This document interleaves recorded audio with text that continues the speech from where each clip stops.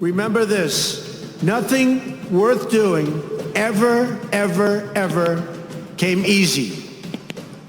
Following your convictions means you must be willing to face criticism from those who lack the same courage to do what is right, what you can achieve when you start small, pursue a big vision, and never, ever quit. You never quit.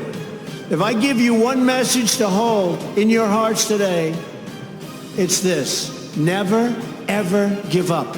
I've seen so many brilliant people. They gave up in life. They were totally brilliant. They were top of their class. They were the best students. They were the best of everything. They gave up. Always have the courage to be yourself. Most importantly, you have to do what you love. You have to do what you love. You have to do what you love, or you most likely won't be very successful at it. Then ask yourself, with all of those blessings and all of the blessings that you've been given, what will you give back to this country and indeed to the world?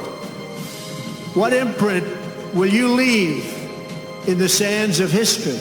They know what is right, but they don't have the courage or the guts or the stamina to take it and to do it. It's called the road less traveled. Did we dare to defy expectations? Did we challenge accepted wisdom and take on established systems? Did we just go along with convention, swim downstream so easily with the current, and just give in because it was the easy way, it was the traditional way, or it was the accepted way? No doubt many people told him his vision wasn't possible, and I am sure they continued to say that so long after he started, at the beginning with just 154 students. Now you must go forth into the world and turn your hopes and dreams into action. But the fact is, no one has ever achieved anything significant without a chorus of critics standing on the sidelines explaining why it can't be done. The future belongs to the people who follow their heart no matter what the critics say, because they truly believe in their vision. Nothing is easier or more pathetic than being a critic, because they're people that can't get the job done. But the future belongs to the dreamers, not to the critics. Go back home and tell Mom, Dad, I can do it. I can do it. I will do it. And you're going to be successful. Never quit. You never quit. If I give you one message to hold in your hearts today, it's this: never, ever give up. There'll be times in your life you'll want to quit. You'll want to go home. You'll want to go home perhaps to that wonderful mother that's sitting back there watching you and say, Mom, I can't do it. I can't do it. Just never quit. Go back home and tell Mom, Dad, I can do it. I can do it. I will do it. You're going to be successful. I've seen so many brilliant people. They gave up in life. They were totally brilliant. They were top of their class. They were the best students. They were the best of everything. They gave up. I've seen others who really didn't have that talent or that ability, and they're among the most successful people today in the world because they never quit and they never gave up. So just remember that. Never stop fighting for what you believe in and for the people who care about you. Carry yourself with dignity and pride. Demand the best from yourself and be totally unafraid to challenge entrenched interests and failed power structures. Does that sound familiar, by the way? The more people tell you it's not possible, that it can't be done, the more you should be absolutely determined to prove them wrong. Treat the word impossible as nothing more than motivation. Relish the opportunity to be an outsider. Embrace that label. Being an outsider is fine. Embrace the label, because it's the outsiders who change the world and who make a real and lasting difference. The more that a broken system tells you that you're wrong, the more certain you should be that you must keep pushing ahead. You must keep pushing forward. Never stop fighting for what you believe in and for the people who care about you. Carry yourself with dignity and pride. Demand the best from yourself and be totally unafraid to challenge entrenched interests and failed power structures. I've seen others who really didn't have that talent or that ability, and they're among the most successful people today in the world because they never quit and they never gave up. The more people tell you it's not possible, that it can't be done, the more you should be absolutely determined to prove them wrong. Treat the word impossible as nothing more than motivation. Relish the opportunity to be an outsider. The more that a broken system tells you that you're wrong, the more certain you should be that you must keep pushing ahead. You must keep pushing forward. Being an outsider is fine. Embrace the label, because it's the outsiders who change the world and who make a real and lasting difference. I've seen so many people. They're forced through lots of reasons, sometimes including family, to go down a path that they don't want to go down, to go down a path that leads them to something that they don't love, that they don't enjoy. You've got to love what you do.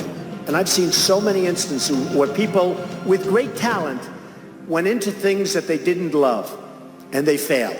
Sometimes in life, to be successful, oftentimes, most of the time, you have to follow your instincts. You have to follow your gut. You have to. Your parents may say wrong, your whoever may say wrong, but you have to do it. I would always say to people, and I'd see people, and I'd say, you gotta love what you do. Because if you love what you do, you work harder. But it's not work. I've seen people that almost made it and failed because they couldn't go that extra mile. They couldn't do it. So you get something, you never ever quit, never ever give up. You've got to love what you do. You've got to work hard. Never ever quit. Never ever give up, because that's the other thing. I've seen people that are super genius, but they don't have that gut feeling. People that can handle pressure can be entrepreneurs, can be successful. Now, I have some friends that are really, really smart, but they can't handle pressure. In which case, they should work for somebody, do great, and have a good life. There's nothing wrong with it. You have to have an ability to handle pressure, because no matter how successful you are, I have many, many friends and enemies, a lot of enemies too, I don't care, but they're smart. I have a lot of enemies, and I've watched people and I've seen it. One of the things I tell people about pressure is, you know what? They said, how do you handle pressure? Who's had more pressure than me? Have I had pressure over the years? And, you have to remember, it doesn't matter. God matters. Your family matters. It doesn't matter. And if you say it, I have some people, they say, I've got to be successful. They'll never be successful. It's too crazy. You've got to be able to sort of say to yourself, nothing matters that much other than the real big deals with family, with your faith. Always have passion. You've got to have passion for your family, for your life, for your church, for whatever it is. You've got to have that passion. You've got to just love it. To be a winner, and you're all winners, you've got to think like a winner. And you are just thinking like a lot of beautiful winners. I do believe that people are lucky, and some people are luckier than others. I do believe that. But there's also an expression, the harder you work, the luckier you get. And I can tell you 10 instances where I didn't quit. You have to work hard, because it is true. You can develop luck through hard work.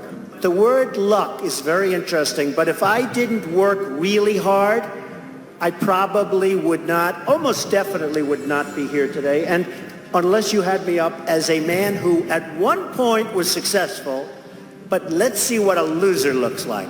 Study something that can help you after you get out of college. I mean, I see so many students studying things. I don't want to say anything about which, because I could give you 10 different names. Things that will never, ever let them lead a life where they can support a family, where they can support their children and their education and health care. If you want to be a scientist, if that's your thing, you have to study that.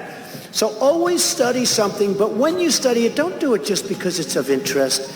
Do it because, remember, you'll be graduating in 2 years or 4 years or whatever it may be, and you want to use that as a base for a great life for you. I would always say, if you want to be a teacher, you study certain courses where you want to teach those particular courses.